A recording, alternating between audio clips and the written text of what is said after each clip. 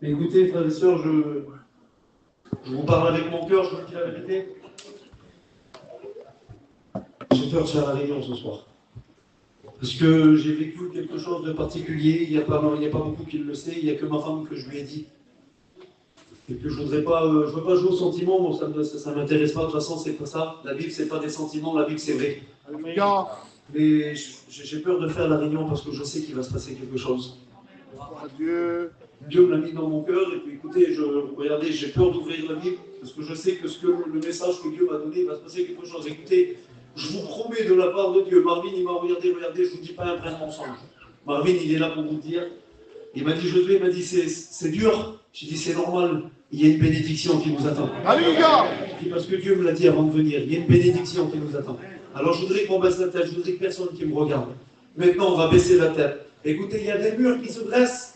Il y a des murs devant nous, on va les faire tomber au nom de Jésus. Je ne veux pas qu'il y ait un mur je ne veux pas qu'il y ait un obstacle à la bénédiction. Alors je voudrais qu'on prie le Seigneur, je voudrais que le frère qui est devant la porte là-bas, excuse-moi mon frère avec les cheveux blancs, je voudrais que tu te lèves et que tu pries le Seigneur pour moi. Allez, vas-y.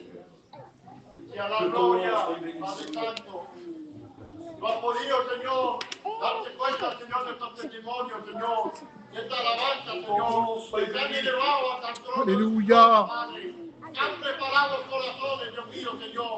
Ahora, Señor, queremos, Señor, que a través de la boca de tu siervo, Señor, podemos, Señor, regocijarnos, Señor, en tu palabra, Padre Santo de la gloria. Bendícenos, Señor. Aparta de toda la caída, Padre. Ahora en el nombre poderoso de tu Hijo amado. Amén, amén y amén. Amen. Gloire à Dieu. Écoute, je sais pas qui c'est. Je ne sais pas s'il y a plusieurs personnes qui sont concernées. Mais je sais une chose, c'est qu'il y a des personnes qui sont venues là. Il y a des personnes qui sont détruites par l'ennemi. Alors écoutez, j'aimerais me laisser diriger par Dieu. Amen. Je ne savais pas que c'était un culte. On est arrivé, je ne savais pas que c'était un culte. Et puis quand je suis arrivé, que je me suis assis, j'ai eu un moment de doute. Je vous dis de la part de Dieu que j'ai eu un moment de doute. J'étais à ça de changer le message. Parce que je me suis dit, Seigneur, peut-être que toi, ta volonté, c'est un culte, eh ben, tu veux changer le message. Et Dieu m'a remis dans mon cœur, il m'a béni d'une option particulière il y a 5 minutes là. Alléluia. Et il m'a dit non, il m'a dit, je t'ai donné un message, il faut que tu prêches. Il y a des personnes qui sont dans les ténèbres. Il y a des personnes qui faut qu'ils soient délivrées ce soir. Il y a des personnes, écoutez, qui vivent des choses que c'est particulier. Écoutez, je ne veux pas trop rentrer dans les détails parce que le Saint-Esprit, c'est le verbe de foi. Rentrer dans les détails, le Saint-Esprit, c'est le verbe de foi. Amen. Parce que moi, je reste un homme. Et je n'ai pas de capacité, moi. Écoutez, si j'aimerais dire à quelqu'un qui me connaît ici, il y a beaucoup de personnes qui me connaissent. Il y a mes parents qui sont là. Il y a mes beaux-parents. Il y a Robin qui m'a suivi quelques années. Il me connaît. Il sait que moi, je n'ai pas de capacité. J'ai jamais eu une seule capacité. Mais parce que maintenant, je tiens la Bible dans mes mains. Et quand je prêche, il y a des personnes qui sont bénies. Gloire à Dieu. Quand je prêche, il y a des personnes qui sont délivrées. Alléluia. Il y a des personnes qui sont captives et qui repartent d'ici, qui ne sont plus les mêmes personnes. Pourquoi? Parce que j'ai la Bible dans les mains. C'est pas parce que c'est moi, mais c'est parce que c'est la Bible qui le fait. Et la Bible va te délivrer ce soir. La Bible va t'encourager ce soir, va repartir plus loin. Écoute, j'aimerais te dire ça. T'es venu là avec des difficultés. T'es venu là avec des problèmes. T'es venu là, écoute, avec une idée toute confuse dans ta tête en disant je vais à la Réunion pour faire montrer aux gens que je suis à la Réunion. Mais dans mon cœur, il ne va rien se passer. Parce que moi, j'ai une blessure du passé qui va me tenir toute ma vie. Voilà ce que tu te dis chaque jour. Et chaque matin qui se lève. Chaque matin qui se lève sur ta vie. Chaque matin que le soleil se lève sur ta vie, il semblerait que le diable vienne te dire dans ton cœur, ta blessure, elle ne s'enlèvera jamais. Ta blessure, elle ne partira jamais de ton cœur. Mais laisse-moi te dire que moi, je connais celui qui répare les brèches. Alléluia. Et celui qui répare les brèches, il s'appelle Jésus. Ce soir, il veut te bénir. Ce soir, il va encourager ta vie. Il va falloir que tu lui fasses confiance. Mais jusqu'au bout. Pas jusqu'à la porte. Écoute, j'aimerais te dire ça. Faut que tu lui fais confiance, mais pas jusqu'à la porte, là. Trop de fois, tu as fait confiance à Jésus en venant ici, là. Par des messages qui ont frappé ton cœur. Et trop de fois, tu es venu ici et puis tu as dit, Seigneur, je te demande pardon maintenant. Et Seigneur, je veux, moi, changer. Et puis dès que tu as dépassé la porte, tes problèmes sont revenus sur ta vie. Tes difficultés sont revenues sur ta vie. J'arrive pas à rentrer dans le message, Seigneur, mais je me laisse diriger par Dieu. Amen. Aujourd'hui, tu vis ça, toi. Peut-être que des fois, quand tu sors de la réunion, là, le serviteur de Dieu, là, il te téléphone le lendemain. Et puis il te dit ça va aller. Et puis d'un seul coup, tu te dis oui au pasteur, mais dans ton cœur, tu te dis que ça ne changera jamais. Tu te dis à toi que ça ne changera jamais. Mais Dieu veut changer ta vie. Alléluia. Dieu veut changer ton cœur. C'est pas une réunion qui va changer ta vie. C'est pas une réunion qui va changer ton cœur. Il s'appelle Jésus, celui qui change le cœur. Et aujourd'hui, il veut rentrer dans ta vie. Il veut rentrer dans ton cœur. Et à un moment donné, écoutez, la parole de Dieu, elle dit ça. Je voudrais rentrer maintenant dans le message que Dieu m'a donné. La parole de Dieu, elle dit ça. Elle dit maintenant encore, dit l'Éternel, revenez à moi. Ça se trouve dans Joël. Vous pouvez lire Joël chapitre 2 et verset 12. Revenez à moi de tout votre cœur. Il ne dit pas reviens à la réunion. Il dit reviens à lui, mais de tout ton cœur. Alléluia. Il dit revenez à moi de tout votre cœur. Écoutez ce qu'il dit le verset. Il dit comme ça avec des jeûnes, avec des pleurs et avec des lamentations. Écoute-moi, j'aimerais te dire que si tu acceptes la parole ce soir, ça ne sera pas facile. Tu vas avoir des pleurs. Il va falloir que tu jeûnes. Et il va falloir que tu te lamentes chaque jour. Mais par contre, tu auras un ami fidèle, un ami à côté de toi. Quelqu'un qui va t'appuyer, quelqu'un qui va t'encourager. Pas comme aujourd'hui. Écoutez, on a fait une tournée d'église là. Et on a vu un petit peu chacun qui a vécu dans sa façon. Chacun qui a vécu dans son idée. Et ma femme nous a dit un petit mot tout à l'heure, on ne voulait pas le dire, je ne l'ai jamais dit. Mais j'aimerais vous le dire parce que maintenant on en a parlé. Le diable est venu et puis il a voulu me détruire. Je ne l'ai pas dit autour de moi, à ma famille, parce qu'ils avaient assez de problèmes comme ça. J'étais dans l'hôpital et à un moment donné, j'essayais de les aider. Je suis un serviteur de Dieu, moi. Écoutez, je suis un serviteur de Dieu, je voudrais aider ma famille. Alléluia. Je voulais aider mais tous ceux qui sont autour de moi et puis j'essayais de tout faire. Et je ne pouvais pas faire ce que je n'avais pas reçu. Et à un moment donné, le diable il est venu m'attaquer. Il m'a dit, il m'a dit, comprends, ton ministère c'est fini. Seigneur. Tu ne prêcheras plus. J'ai dit, pourquoi? Si tu vas prêcher, mais tu serais un ministère. Écoutez ce qu'il m'a dit le diable mot pour mot. Il m'a dit, tu serais un ministère limité. Seigneur. J'ai dit, pourquoi tu me dis ça? Et puis je demandais au diable, je parlais avec le diable. Faute qu'on ne doit pas faire. Quelque chose qu'on ne doit pas faire. Et moi, j'ai fait une erreur. J'ai parlé avec le diable. J'ai dit, qu'est-ce que tu es en train de me dire? C'est quoi un ministère limité? Tu sais ce qu'il m'a dit? Il m'a dit, ta femme, elle va te limiter. Parce qu'elle n'aura plus le feu de Dieu. Alors on va te laisser à Marseille. Elle va te dire, on ne peut plus partir de ma famille. S'il arrive quelque chose chez nous, on ne peut plus partir de ma famille. On sera obligé de rester là. Et tu serais un pasteur limité. Voilà ce que le diable me disait. J'ai mis toute ma confiance en Jésus. Et j'aimerais vous dire ça. Donc le diable, il a voulu nous limiter. Si dans quelques mois, là, si tout va bien, dans 2 mois, on parle ensemble, moi et mon beau-frère. Alléluia. On va faire une tournée d'église avec les copines. Donc le diable, lui, il a voulu limiter. Lui, il s'est trompé parce qu'aujourd'hui, on part ensemble pour prêcher l'évangile. Amen. Amen. J'aimerais vous dire ça. Le diable veut te limiter à toi. Il te dit que ça va être dur d'être un chrétien. Dur d'être une chrétienne. Et aujourd'hui, on a le Dieu des miracles. On a le Dieu qui n'est pas limité. On a le Dieu qui peut tout changer. Et à un moment donné, écoutez, la parole de Dieu, elle dit ça. Ça se trouve toujours dans Joël. Il dit comme ça.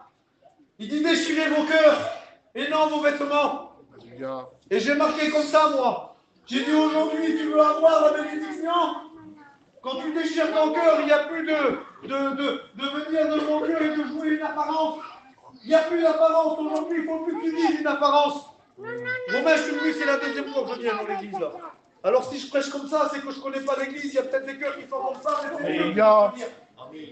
Aujourd'hui, tu vis une apparence, mais Dieu te dit de plus vivre cette apparence. Parce que cette apparence ne va pas t'amener dans le ciel.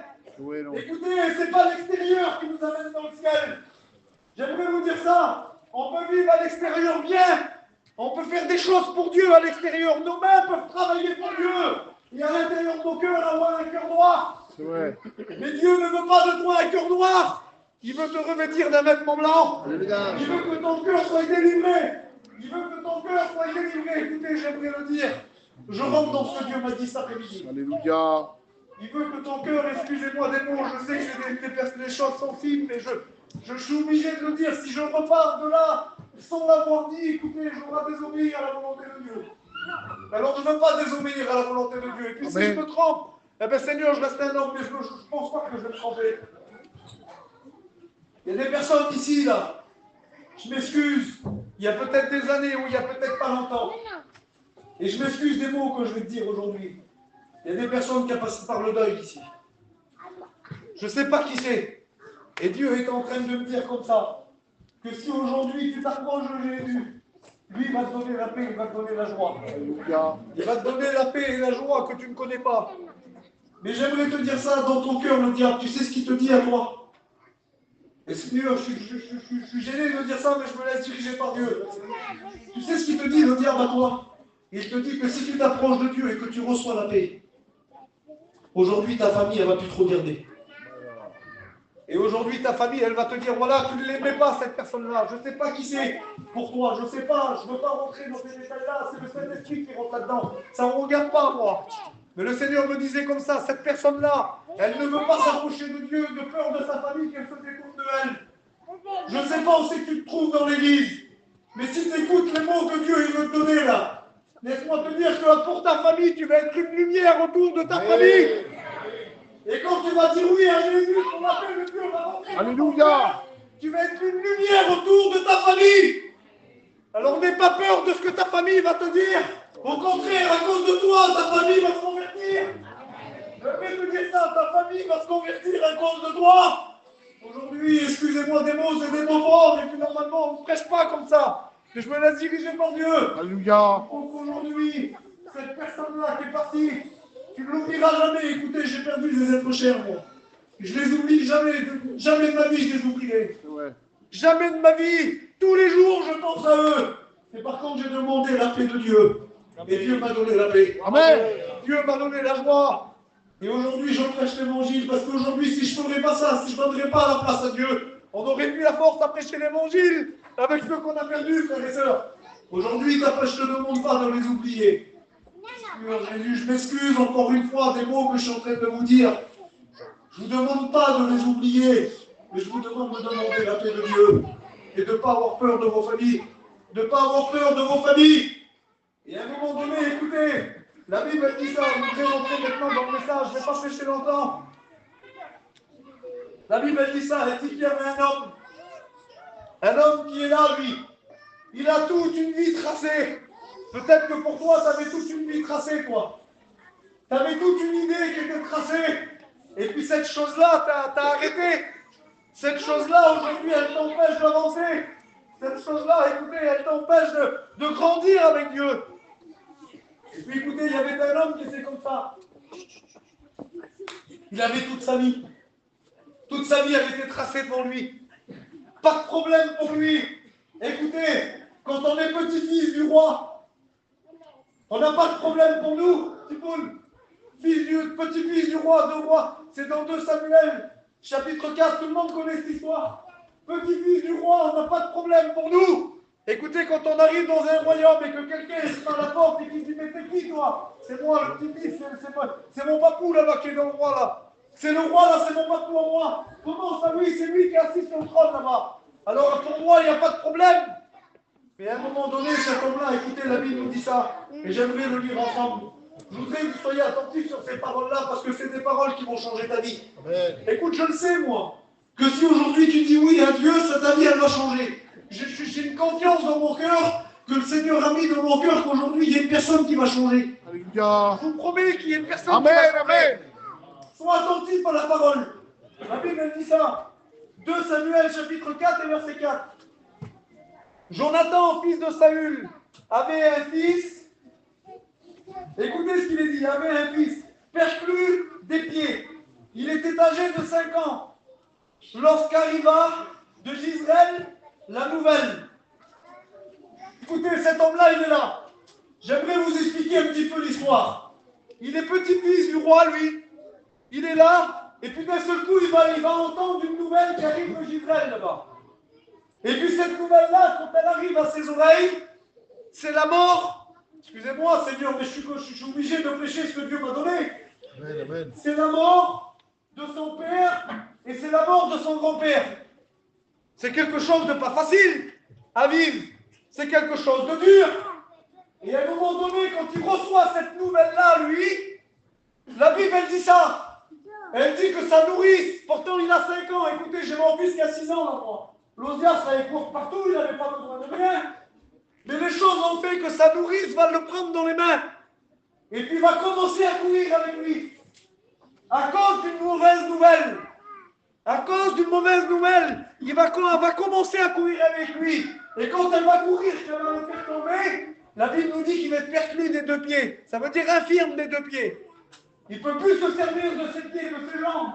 Donc ça veut dire que pour lui, à l'époque qu'il vivait lui, il ne pouvait plus rentrer dans une synagogue.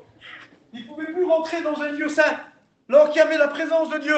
Il était perclus des 2 pieds. Il semblerait que pour lui, ça s'est arrêté. Plus de nouvelle naissance pour lui. Je ne sais pas si vous arrivez à comprendre ce que je suis en train de vous dire, mais plus de présence de Dieu pour lui. Ça voulait dire pour lui qu'il avait de l'apparence. Excusez-moi. Il avait de l'apparence. Et l'apparence, c'était quoi pour lui? L'apparence, c'était qu'il était petit-fils du roi. Même qu'il était mort, il restait quand même petit-fils du roi. Mais par contre, il ne pouvait plus se servir de ce qu'il avait reçu. Il ne pouvait plus se servir de ce qu'il avait. Et à un moment donné, écoutez, la Bible, elle dit ça. Elle dit qu'il est perclus des 2 pieds. Et puis à un moment donné, la Bible nous dit qu'ils vont prendre cet homme et qu'ils vont le rejeter. Qu'il va être loin, qu'il va être mis à part, qu'il va être séparé de tout le monde, qu'il va être séparé de tout ce qu'il avait pour lui normalement, qu'il devait se servir, qu'il devait avoir, que c'était lui normalement. C'était lui dans la maison qui devait commander. C'était lui qui avait des hommes à son service. Et à un moment donné, écoutez, il s'appelle lui-même serviteur. Normalement, il avait des hommes à son service, lui. Il va rétrograder jusqu'à un point que lui-même, il s'appelle serviteur. Parce que la Bible, elle dit comme ça. Elle dit que quand Dieu, il va venir et quand David, il va lui demander, il va dire, resterait-il quelqu'un de la maison de Saül pour que je lui fasse du bien? Et la Bible nous dit comme ça. Nous dit qu'il y a des hommes qui vont venir devant David et qui vont lui dire, oui, il y a un serviteur. Ça veut dire que lui-même, il s'appelait serviteur après à un moment donné. Il n'était plus au service du roi, il n'avait même plus rien, non. Il s'avait mis au service, lui. J'aimerais te dire ça. Le diable est en train de te dire que pour toi, il n'y a pas de solution. Le diable, il est en train de te dire que pour toi, tu n'es rien du tout. Je m'excuse des mots, et j'aimerais te dire ça. Je te promets de la part de Dieu, que si après la réunion, tu veux venir vers moi, je te prends dans les bras et on prie le Seigneur ensemble. Parce que je t'aime de l'amour de Dieu. Alléluia. Je ne dis pas ça pour te faire mal. Je te promets de la part de Dieu que je ne te dis pas ça pour te faire mal. Mais je te dis ça pour te faire comprendre. Et même à la fin de la réunion, je viens vers toi, je te prends dans les bras. Et on prie Seigneur ensemble, il n'y a pas de problème. Et j'aimerais te dire ça, que le diable est en train de te dire à toi que tu n'es rien du tout. Il est en train de te dire à toi que tu es moins que rien, moins que rien. Il est en train de te dire à toi que le diable t'a tout enlevé, t'a tout détruit à l'intérieur de toi. Tu vis une belle apparence devant les pasteurs. Tu vis une belle apparence à la réunion. Quand tu viens, peut-être que même, je ne sais pas pourquoi que je dis ça, mais tu changes de temps en temps d'église. Tu changes de temps en temps d'église et puis tu vas un peu là-bas parce qu'ils ne te connaissent pas. Mais aujourd'hui, Dieu veut changer ta vie. Dieu veut changer ton cœur. Et à un moment donné, écoutez, David, il va dire ça. Il va dire, resterait-il quelqu'un de la maison de Saül pour que je lui fasse du bien à cause de Jonathan? Mais j'aimerais lancer l'appel, moi. Est-ce qu'il reste quelqu'un ici, là, à Croissant, là, dans l'église? Est-ce qu'il en reste un pour que l'Éternel vienne et puis lui fasse du bien? Pour que l'Éternel vienne et puis qu'il guérisse son cœur? Pour que l'Éternel vienne et puis qu'il enlève la souffrance du passé, là? Celle que les hommes ne peuvent pas effacer, mais celle que Dieu peut effacer, Amen. Celle que Dieu peut enlever. Est-ce qu'il reste encore quelqu'un? Alors j'aimerais te dire ça. S'il reste quelqu'un, il va falloir que tu fasses un signe à Jésus. Alléluia. S'il reste quelqu'un, il va falloir que tu fasses un signe à Jésus. Et puis écoutez, je n'ai pas prêché longtemps. Je vous l'ai dit que je ne prêchais pas longtemps. Mais c'est ce que le mot de Dieu qui m'avait donné. Et à un moment donné, écoutez, dans la Bible, il dit ça. Vous pouvez le lire dans Actes chapitre 3. Pierre et les gens montaient au temple à la prière. À l'heure de la prière. Et puis là, ils sont en train de monter. Et à un moment donné, il y a un paralytique qui est devant la porte, là. Plein d'hommes de l'époque, ils ont passé devant lui. Écoute, j'aimerais te dire ça. Plein de messages qui ont passé devant toi. Plein de serviteurs de Dieu ont fait des appels. Et tu n'as jamais tendu la main. Tu n'as jamais tendu la main à l'appel que Dieu t'a fait. Plein de messages t'ont voulu tendre la main et te changer. Tu n'as jamais dit oui à l'appel de Dieu. Mais aujourd'hui, Dieu est en train de te dire qu'il faut que tu dises oui. Alléluia. Dieu est en train de te dire qu'il faut que tu dises oui. Et à un moment donné, cet homme-là, il est là, lui. Il est à la porte, il est devant. La Bible nous dit qu'il était infirme, il était paralytique. Et puis Pierre et Jean, ils vont lui répondre comme ça. Ils vont dire, je n'ai ni or ni argent. Mais ce qu'on a, on te le donne. Amen. Et la Bible nous dit que le prenant par la main et le levant d'un banc. Et quand ils vont le lever, écoutez, signe que tu vas lever ta main après que Jésus va prendre ta main. Signe, ils vont prendre par la main, ils vont le lever. La Bible nous dit ça, que leurs chevilles, les chevilles de l'homme vont devenir fermes. T'aimerais pas aujourd'hui que ton cœur soit brisé? Alléluia. Écoute, aujourd'hui, tu n'arrives plus, tu n'as plus la porte. Il faut que tu te lèves brisé par Jésus pour qu'il puisse reconstruire dans ta vie. Il faut arrêter de laisser de la place au diable. Écoutez, j'aimerais le dire. Il n'a pas la place ici, le diable. Il n'a pas la place parce qu'il y a la présence de Dieu ici. Il y a la puissance de Dieu dans ce Dieu. Et quand il y a la puissance de Dieu, tout peut se passer. Amen. Alors le diable n'a pas la place. Si aujourd'hui il parle à ton oreille, laisse-moi te dire qu'aujourd'hui on va le chasser au nom de Jésus. Et quand on va chasser le diable au nom de Jésus, c'est Dieu qui va prendre la place. C'est Jésus qui va prendre la place. Alors je voudrais maintenant qu'on baisse la tête.